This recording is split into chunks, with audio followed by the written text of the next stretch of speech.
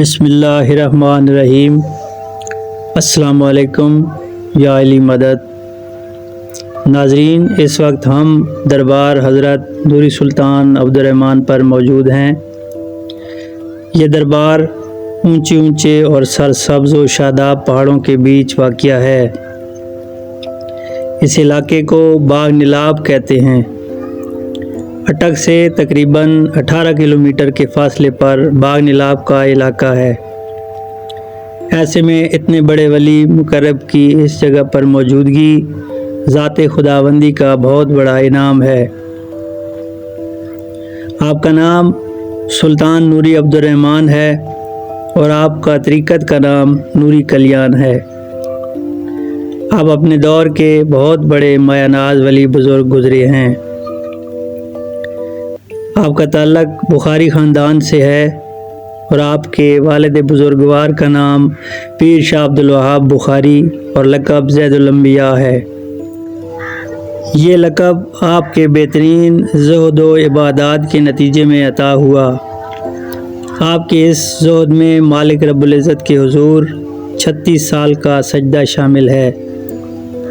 اس کے نتیجے میں آپ کو زہد الانبیاء کا لقب دیا گیا اور پاک رسول صلی اللہ علیہ وآلہ وسلم کے دست مبارک سے دستار عطا ہوئی۔ نوری سلطان عبدالرحمن المعروف نوری کلیان سرکار کی ولادت بسعادت 933 ہجری میں ہوئی۔ آپ کا شجرہ 9 واسطوں سے ہوتا ہوا حضرت جلال الدین بخاری سرخ پوش سے جا ملتا ہے۔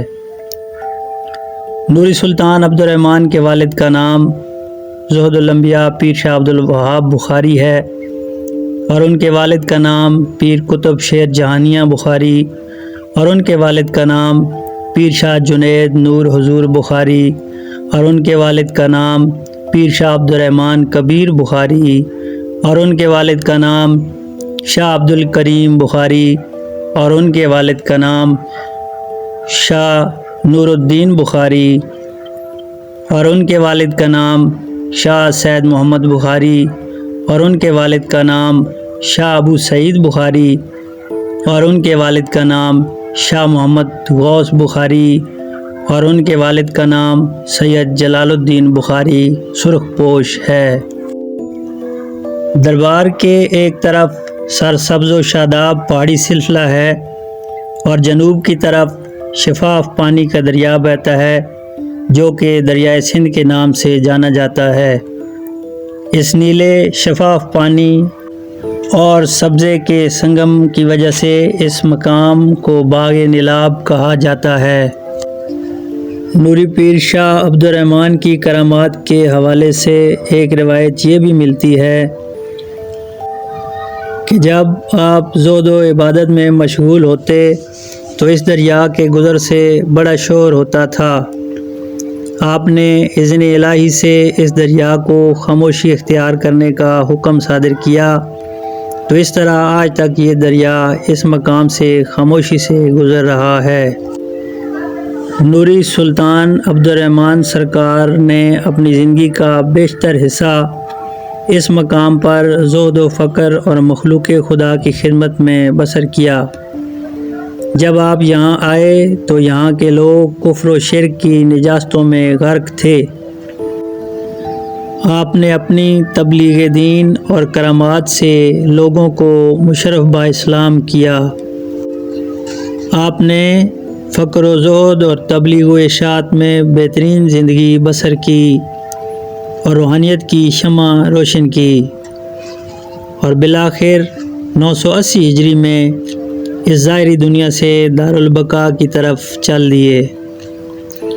آپ کا کثیر خاندان آج بھی اس جگہ پر موجود ہے جو کہ بخاری خاندان سے جانا جاتا ہے۔ آپ کا مزار مقدس اچ بلوچ شریف ضلع پہاڑپور میں ہے۔ بخاری خاندان کے موجودہ سلطان وارث دستار زہد الانبیاء پیر شاہ عبدالوہاب مخدوم المخادیم سلطان الفقراء سجادہ نشین آف اچ بلوچ شریف حضرت مرتجز بادشاہ سرکار ہیں۔ آپ اس مقام پر بھی جلوہ فرما ہو کر کئی دن رات درس فقر و عرفان کا خزانہ مہیا کرتے ہیں اور لوگوں کے قلب روحانی روشن کرتے ہیں۔ اس طرح ان ولیوں کا فیض جاری و ساری ہے۔ حضرت مرتضیٰ بادشاہ بخاری سرکار کا ایک بہت مشہور و معروف گفتہ ہے۔ آپ فرماتے ہیں، فقیر کتاب مبین کا قاری ہوتا ہے، فقیر تدبیر عالم کا عالم ہوتا ہے، اور فقیر مکر رحمانی کا امین ہوتا ہے۔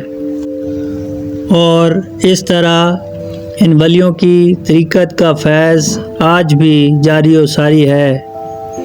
دور دراز سے لوگ یہاں آتے ہیں اور اولیاء خدا سے اپنی مرادیں لے کر جاتے ہیں۔ اس دربار کا ایک انوکھا پن اس کی سیڑھیاں بھی ہیں، جو ایک طرف اس دربار کے حسن کو چار چاند لگاتی ہیں تو دوسری جانب یہ اتنی چھوٹی ہیں کہ چلنے والے زائرین کے لیے انتہائی دشوار گزار اونچائی کو آسان بنا دیتی ہیں۔